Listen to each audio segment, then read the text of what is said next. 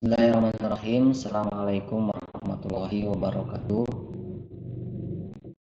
Alhamdulillahilladzi arsala rasulahu bil huda wa dinil haqq liyudhhirahu 'ala dini kulli wa kafa billahi syahida.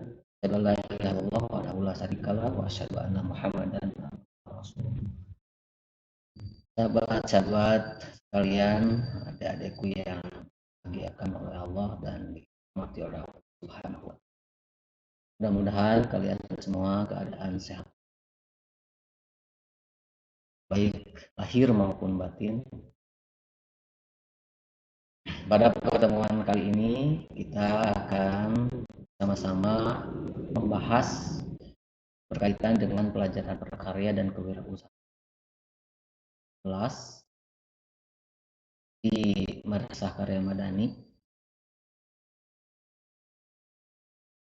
dan materi yang berkaitan yang akan kita sharing pada hari ini adalah wirausaha kerajinan dari bahan limbah berbentuk bangun datar.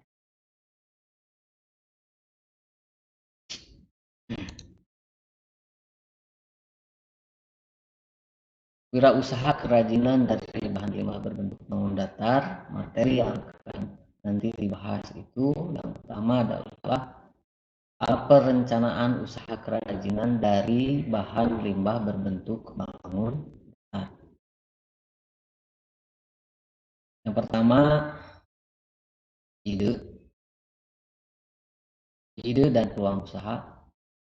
Kemudian yang kedua, sumber daya yang dibutuhkan.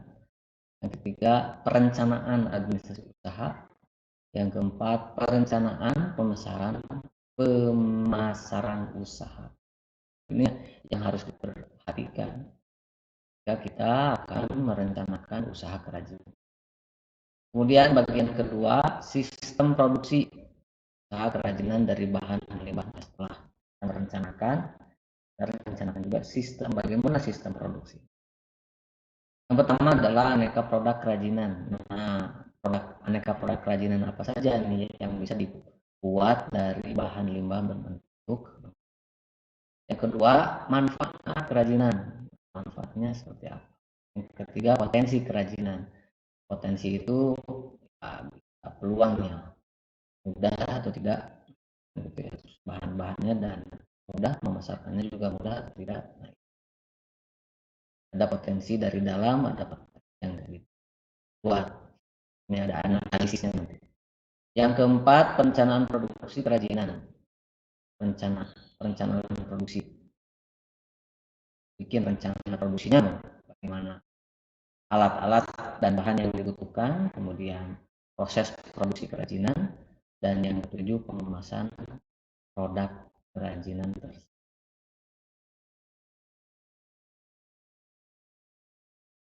Bagian ketiga, materi yang akan kita bahas nanti adalah perhitungan titik impas, break even point. Break even point, kerajinan dari bahan limbah berbentuk bangun. Break even point itu ya titik impas, ya bahasa Indonesia, titik di mana antara modal dan antara titik impas itu waktu di mana kita tidak memiliki utang. Jadi 0, 0 gitu. Itu titik impas. Ini bukan berarti dalam kondisi utang, enggak ya. Jadi untung tidak, nah, rugi juga tidak, itu titik impas. Nah, ada hal nanti dibahas bahwa titik impas itu ada yang ditentukan oleh waktu, ada juga yang ditentukan oleh banyaknya produksi. Seperti itu, tergantung usahanya nanti. Menghitung biaya pokok produksi. Nah, jadi dia harus tahu dulu ketika kita ingin menentukan titik impas, itu menghitung dulu biaya produksi. Kemudian keempat, evaluasi hasil perhitungan titik impas. Pas begitu. Kemudian Keempat, strategi promosi produk hasil usaha kerajinan dari bahan limbah berbentuk bangun. Nah, di sini nanti akan dibahas tentang pengertian promosi, dan yang kedua menentukan strategi promosi produk hasil usaha kerajinan. Yang ketiga, melakukan promosi. Nah, bagaimana kalian, kita semua melakukan promosi produk tersebut. Nah, yang keempat, laporan kegiatan usaha kerajinan dari bahan limbah berbentuk data. Pengertian. Nah, jadi kalian itu akan akan digiring untuk membuat sebuah laporan kegiatan usaha. Sesederhana apapun ya, jadi tidak usah muluk-muluk. Kerajinannya tidak harus muluk-muluk, tapi secara utuh dari A sampai Z. Mudah-mudahan kalian dan semua mengerti bagaimana berwirausaha di kerajinan dari bahan limbah. Apa saja dalam laporan itu pengertian dan manfaat. Nah, pengertian dan manfaat laporan kegiatan usaha. Nah, tujuan kenapa harus dibuatkan laporan kegiatan. Kemudian yang kedua, menganalisis laporan kegiatan usaha. Jadi harus dianalisis laporan. Tiga, pembuatan laporan kegiatan usaha kerajinan. Tujuan pembelajaran. Ini adalah pertemuan pertama ya, harus tahu tujuan pembelajaran itu. Ada KI1, KI2, KI3, KI4 sebutnya. Sering mungkin disampaikan di di pelajaran yang lain. Yang pertama, membuat perencanaan usaha kerajinan dari bahan limbah berbentuk bangun datar di wilayah setempat, membangun semangat berusaha. Yang kedua, mengapresiasi keanekaragaman karya kerajinan dari bahan limbah. Kemudian yang ketiga, dan serta pengemasan di wilayah sebagai ungkapan rasa bangga. Nanti kemasannya itu kan nah, kemasannya itu berkaitan dengan wilayah setempat, jadi ada khasnya gitu. Kemudian juga apa yang kita lakukan adalah wujud rasa syukur sebagai anugerah Tuhan yang Maha. Yang ketiga, mengidentifikasi potensi kerajinan dari bahan limbah berbentuk bangun datar di wilayah setempat. Dan yang keempat, merancang produk kerajinan dari bahan limbah. Merancang bentuknya, prinsip perencanaannya, kemudian produksi kerajinan, ya, perencanaan produksi kerajinannya, serta menunjukkan perilaku santun, jujur, percaya diri, bertanggung jawab, disiplin, dan diri. Nah, ini jadi tidak ada kegiatan yang sia-sia, sebetulnya bukan hanya sekedar menjawab soal, tapi harus ada imbas dari apa yang kita pelajari itu. Kalau dalam Islam itu kan ada amanah, nah jujur, patonah, jujur, percaya diri, yang udah ada dalam Islam. Ya, berkaitan dengan lama ya sudah, bahwa kita kan beragama Islam. Hal ini sudah harus ada di dalam perilaku keseharian. Jawab, disiplin dengan sholatnya kan itu sudah diajari seperti itu. Kemudian jujur, ya jujur, kalau ditanya lagi saum ya saum, ditanya lagi tidak saum ya tidak saum, begitu, itu jujur. Baik. Kelima, membuat produk kerajinan dari bahan limbah berbentuk bangun datar dan pengemasan berdasarkan konsep berkarya dengan pendekatan budaya setempat. 6, menghitung titik impas, poin usaha kerajinan dari bahan limbah berbentuk bangun datar yang ada di wilayah setempat lainnya. Dia harus melihat wilayah yang lain. Kemudian ketujuh, melakukan promosi usaha kerajinan dari bahan limbah berbentuk bangun datar di wilayah setempat dan lainnya dengan sifat bekerja sama, gotong royong. Nah ini bertoleransi, disiplin, bertanggung jawab, kreatif, inovatif, dan membuat laporan kegiatan usaha kerajinan dari bahan limbah.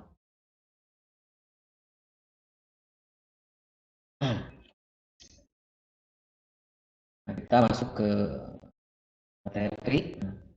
Wira usaha kerajinan dari bahan limbah berbentuk bangun datar. Limbah. Limbah itu apa sih kan gitu ya? Banyak limbah di antara kita. Sering sekali ini ada di sekitar kita pun sering sekali ada yang suka mengambil sampah ya. Nah, limbah itu juga limbah, sampah, limbah itu sampah. Limbah ada dua jenis, limbah organik dan limbah anorganik. Limbah organik itu limbah organik yang ini. Limbah organik adalah limbah yang bisa dengan mudah diuraikan atau mudah membusuk. Ini namanya limbah organik. Ada limbah organik mengandung unsur karbon. Ada limbah organik dapat ditemui dalam kehidupan sehari-hari. Contohnya kulit buah, sayuran, kotoran manusia dan hewan. Limbah organik. Kemudian yang kedua, limbah anorganik adalah jenis limbah yang berwujud padat, sangat sulit atau bahkan sulit untuk diuraikan atau tidak bisa membusuk. Ini limbah anorganik. Limbah anorganik relatif sulit terurai. Susah terurai. Bisa beberapa bisa terurai, tetapi memerlukan waktu yang lama. Contohnya plastik kan lama ya. Limbah tersebut berasal dari sumber daya alam yang berasal dari pertambangan seperti minyak bumi, batu bara, besi, timah, nikel dan lain. Itu limbah anorganik. Kemudian limbah anorganik umumnya berasal dari kegiatan industri, pertambangan, dan domestik, yaitu dari sampah rumah tangga seperti kaleng bekas, botol plastik, karet sintetis, potongan atau plat dari logam sebagai jenis batuan dan pecahan gelas. Itu contoh limbah. Limbah anorganik yang dapat didaur ulang, contohnya sampah plastik. Nah, ini logam, kaca, plastik, kaleng dapat dipilah sesuai kebutuhan. Nah, jika limbah sudah beralih manfaat menjadi barang kerajinan, maka secara ekonomi nilainya akan meningkat. Jadi tujuan kerajinan dari limbah itu untuk merubah nilai ekonomi dari yang tadinya tidak bermanfaat jadi memiliki nilai ekonomi yang lebih, bahkan bisa menjadi memiliki manfaat.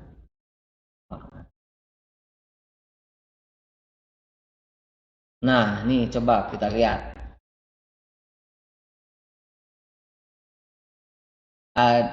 Yuk kita pisahkan limbah. Nah, ini nih yang sebelah yang warna hijau ini limbah organik. Nah, organik contohnya apa? Kulit pisang, bekas apel, gitu. Gigitan kalian ya. Kapan kamu memotret ini ya? Bisa di sini.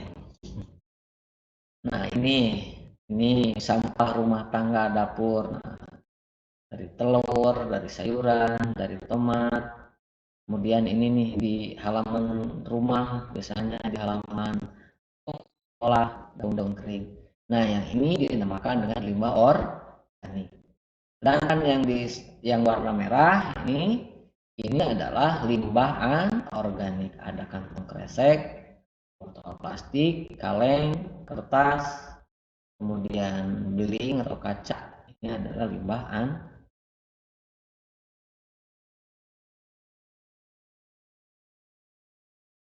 Nah, sekarang lebih fokus kepada yang akan kita buat menjadi kerajinan, yaitu apa? Limbah bangun datar. Limbah bangun datar adalah limbah berbentuk bangun datar. Adalah limbah yang berbentuk bangun yang berdimensi 2 yaitu bahan limbah yang memiliki sisi panjang dan lebar sehingga tidak mempunyai ruang. Botol berarti bukan, ya. Limbah berbentuk bangun datar dapat berupa bidang beraturan seperti apa? Lingkaran, segi empat, segitiga, dan bangun tidak beraturan. Contoh limbah berbentuk bangun datar antara lain daun, kertas, kain, perca, dan plastik. Itu adalah limbah bangun datar, limbah yang berbentuk bangun datar. Nah, ini limbah-limbahnya nih, contoh limbah. Ini limbah organik, ya, ini limbah organik ya, dapur nih, limbah semuanya. Ini adalah limbah. Ini juga limbah. Ini ada limbah. Mana coba kira-kira yang termasuk pada bangun datar? Ada mungkin ya. Ada yang tahu nggak di antara kalian? Ini limbah koran, dus, ini limbah botol, plastik, ada kaleng dan sebagainya. Ini adalah limbah dapur, kemudian limbah ini limbah plastik, kantong dan sebagainya. Nah, puff paper dimasukkan ke sini. Ini macam-macam nih, redus yang bisa didaur ulang.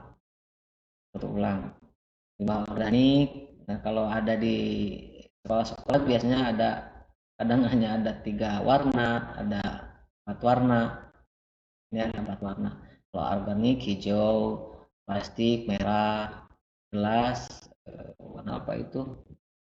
Biru. Kemudian apa namanya yang bisa kayak organik. Nah, ini harus dipisah. Jadi sebelum kita harus dipisah ya, sampah anorganik, organik, bahkan sampah yang memiliki bentuk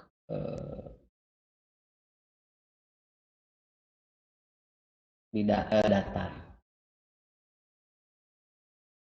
Nah, ini botol plastik, ini kain perca ya, bekas kain perca, kemudian ini kaleng, dan ini botol dan plastik.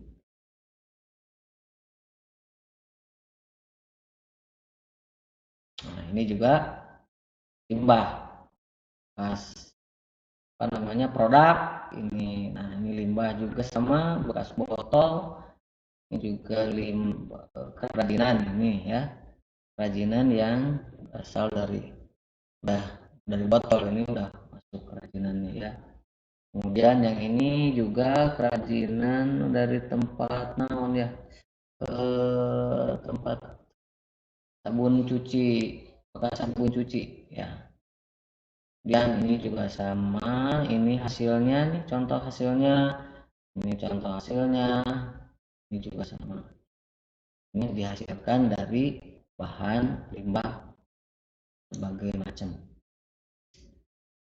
Contoh produk olahan limbah anorganik. Nah, ini contoh produk limbah anorganik yang yang susah untuk apa namanya, untuk melebur. Nah, ini anorganik juga sama anorganik ya.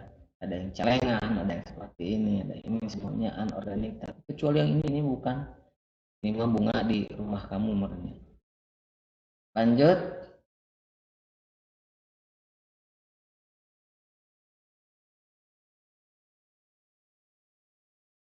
Sekarang materi perencanaan usaha kerajinan dari bahan limbah berbentuk bangun datar. Ya. Yang pertama adalah ide dan peluang usaha kerajinan dari bahan limbah berbentuk bangun. Ide dan peluang. Nah, kita harus memiliki ide dan peluangnya. Nah, bagaimana caranya? Harus dianalisis ya. Analisis peluang usaha. Yang pertama, meneliti berapa luas usaha yang akan dipilih. Yang kedua, bentuk usaha. B, kedua, bentuk usaha apa yang akan dipilih. C, jenis usaha apa yang akan ditekuni. D, informasi usaha yang akan diterima. E, ada atau tidak ada peta usaha yang menguntungkan. Jadi harus dianalisis dulu usahanya, ya. Analisis peluang usaha. Ide kumpulkan, ya. Bagaimana mencari ide? Bisa cari dari internet, bisa cari dari nonton TV, bisa cari produk yang sudah ada. Nah, itu akan muncul ide, harus banyak tanda tanya besar.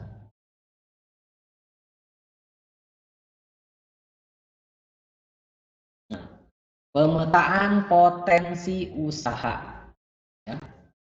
Ini untuk menganalisis. Analisa yang akan kita gunakan adalah analisis SWOT. SWOT. Di setiap kegiatan biasanya ada analisis SWOT. Dimanapun, setiap usaha ada analisis SWOT. Kalian juga boleh membuat analisis SWOT tentang kepribadian kalian. Seandainya kalian memiliki rencana apapun, itu harus ada di analisis. SWOT itu singkatan strength, weakness, opportunity, dan threat. Strength, weakness, opportunity, and threat. Ya. Suatu adalah suatu kajian terhadap lingkungan internal dan eksternal perusahaan. Analisis ini didahului oleh proses identifikasi faktor eksternal dan internal untuk menentukan strategi terbaik. Kemudian dilakukan pembobotan terhadap tiap unsur SWOT, kelebihan, kelemahan, kekurangan, terus kemudian kalau yang dari luar itu ancaman. Nah, itu harus dianalisis. Ini yang namanya SWOT. Berdasarkan tingkat kepentingan. Analisis internal lebih menitik beratkan pada aspek kekuatan, strength. Kekuatan. Ada kekuatan, strength, kekuatan. Itu dari internal. Apa kemampuan kita? Kekuatan harus dianalisis, harus di-list satu-satu kekuatannya itu. Kemudian kelemahan, weakness, kekuatan dengan kelemahan. Sedangkan analisis eksternal untuk menggali dan mengidentifikasi semua gejala peluang, opportunity yang ada dan yang akan datang serta ancaman dari kemungkinan adanya calon pesaing. Nah, gitu. Jadi nanti kita kuatkan peluangnya, kemudian kita rubah ancaman ini menjadi sebuah peluang. Contoh, kita ada saing teh yang memproduk, misalkan yang memproduk atau membuat kerajinan yang sama di daerah kita. Ada nggak? Oh, ada. Yang asalnya jadi threat, jadi ancaman, nah, kita rubah menjadi peluang. Caranya bagaimana? Nah, dengan kerjasama, gitu kan? Dengan memodifikasi yang belum dia buat, itu menjadi peluang. Itu jadi analisis SWOT itu untuk mendeteksi, ya, mana kalau kekuatan tidak, kalau kekuatan dan peluang ya tidak boleh dipermasalahkan. Tapi jika ada kelemahan dan ancaman, itu harus mampu dirubah, ya, oleh kita. Dirubah yang tadinya ancaman, ya, kita teliti, kita telaah bagaimana caranya supaya si ancaman itu justru menjadi peluang bagi kita. Terus kemudian yang tadinya nih yang tentang internal nih, kekuatan ya kuatkan, Tapi kalau memiliki kelemahan, bagaimana kelemahan itu menjadi sebuah kekuatan? Itu ya harus pindah gitu. Nah ini fungsinya analisis SWOT ini harus pindah. Yang asalnya dari kanan harus pindah ke kiri, harus menjadi kekuatan. Ya, kelemahan harus pindah menjadi kekuatan. Contoh kalau di dalam diri tidak memiliki modal, nah itu kan internal. Itu kelemahan kekuatan. Anggap kalau itu menjadi kelemahan, maka kita harus mampu memindahkan menjadi kekuatan. Nah, cari solusinya bagaimana caranya supaya yang tadinya tidak memiliki modal jadi memiliki modal. Bisa dengan cara join, jadi harus ada jawaban pada akhirnya. Supaya apa yang kita usaha yang kita rencanakan itu maju, bukan mundur, bahkan bukan diam saja. Itu fungsi dari analisis SWOT. Nah, analisis SWOT digunakan untuk mengetahui langkah-langkah yang perlu dilakukan dalam pengembangan usaha. Nah, dalam hal ini berkaitan dengan produk kerajinan sebagai alat penyusun strategi. Analisis SWOT didasarkan pada logika untuk memaksimalkan kekuatan dan peluang yang secara bersamaan dapat mengatasi kelemahan dan ancaman. Nah, inilah mengatasi. Kalau sudah diatasi berarti pindah jadi apa? Jadi kekuatan dan peluang. Nah, ini gitu kan. Analisis SWOT dapat dilakukan dengan wawancara pengusaha kerajinan yang menggunakan kuesioner.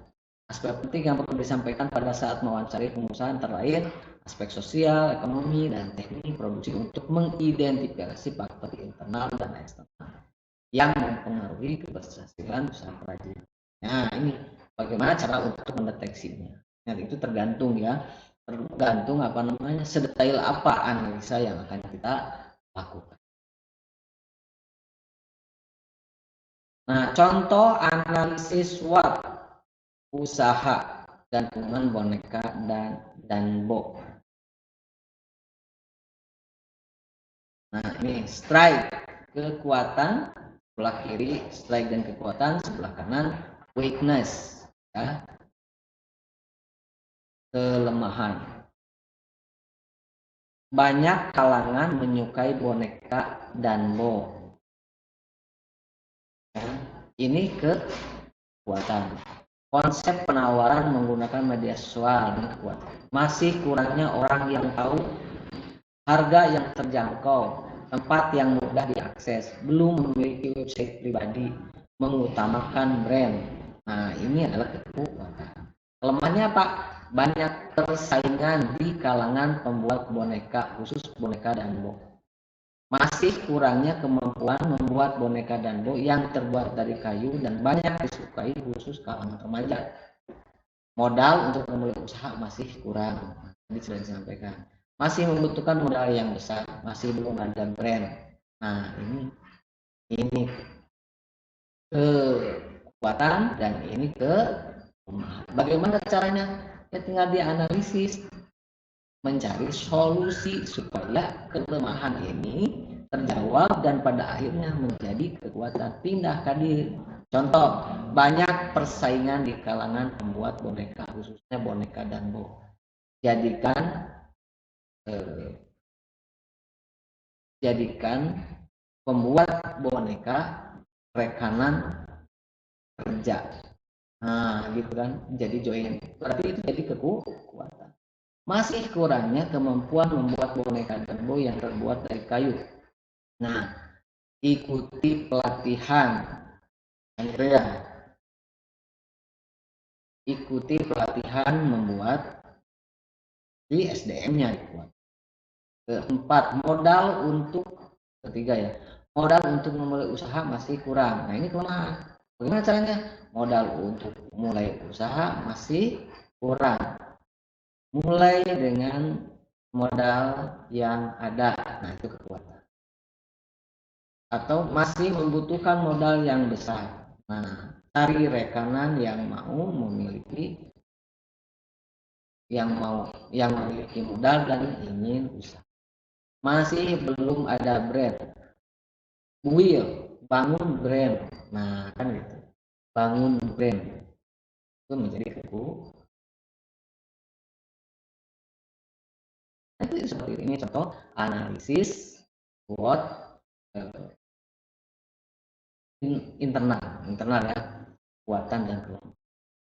Kemudian contoh yang eksternalnya, opportunities, kesempatan atau peluang dan ancaman. Nah, kesempatannya dengan daya inovatif dan kreatif usaha memiliki kesempatan besar untuk menguasai pasar dan bisnis online. Belum banyak pembuatan boneka yang dapat mengukir nama pemesan yang diinginkan konsumen. Nah, ini memberikan laporan pekerjaan bagi warga sekitar, memberikan lapangan pekerjaan. Nah, ini adalah peluang ya. Kemudian ancamannya apa? Alat yang digunakan masih belum memadai. Harga bahan baku yang meningkat otomatis harga mereka juga semakin mahal. Gak banyak pesaing yang mengikuti konsep yang telah kita buat. Nah, ini bagaimana ancaman ini pindah menjadi kesempatan atau menjadi peluang. Alat yang digunakan masih belum memadai. Sewa jadi, nah, kemudian bergabung dengan yang usaha yang sama bisa jadi. Harga bahan baku yang meningkat, nah, ajak yang memiliki bahan baku untuk join, nah, begitu contohnya. Itu menjadi kesempatan gitu, menjadi peluang. Banyak pesaing yang mengikuti konsep yang telah kita buat. Ajak, sudah saja ajak membuat yang memiliki standar yang sama dan dia menjadi produsen dan kita akan menjadi akan menjadi marketnya kan gitu. Itu menjadi peluang seperti itu. Nah, untuk tugas yang harus dikerjakan di buku yang penting untuk minggu ini, aktivitas 1 ya. Coba kalian berlatih menentukan peluang usaha produk kerajinan dengan memanfaatkan bahan dari limbah berbentuk bangun datar yang ada di sekitarmu dengan ketentuan sebagai berikut. 1. Tulis. Nah, produk kerajinan yang akan dijual, yang akan dibuat apa. Kemudian konsumen yang akan dituju. Nah, analisis SWOT-nya terhadap peluang atau ide yang usaha yang akan ditetapkan. Silakan. Kekuatannya apa? 1, 2, 3, 4 dan seterusnya. Kelemahannya apa? 1, 2, 3, 4, 5, 6. Peluangnya apa? 1, 2, 3 dan seterusnya. Kemudian ancamannya apa? 1, 2, 3, 4, 5. Nah, setelah itu, nah, ingat ya, kekuatan itu dari internal, kekuatan dan kelemahan dari internal, dan peluang dan ancaman itu berasal dari luar. Nah, yang keempat, buatlah laporan dan presentasikan hasil analisis sederhana dari peluang usaha produk kerajinan tersebut. Bagaimana cara mempresentasikannya? Silakan kalian menyampaikannya bentuk video ya, bentuk video, dan ya sampaikan laporannya, presentasikan hasil analisis sederhana dari peluang usaha produk kerajinan tersebut berbentuk video.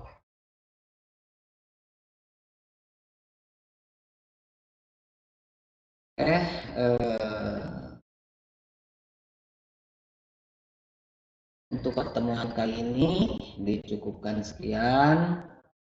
Jangan lupa untuk membuat videonya. Mudah-mudahan bermanfaat, mudah-mudahan ada pencerahan sedikit dari uraian yang tadi disampaikan. Aku qouli hadza wa astagfirullahaladzim. Assalamualaikum warahmatullahi wabarakatuh.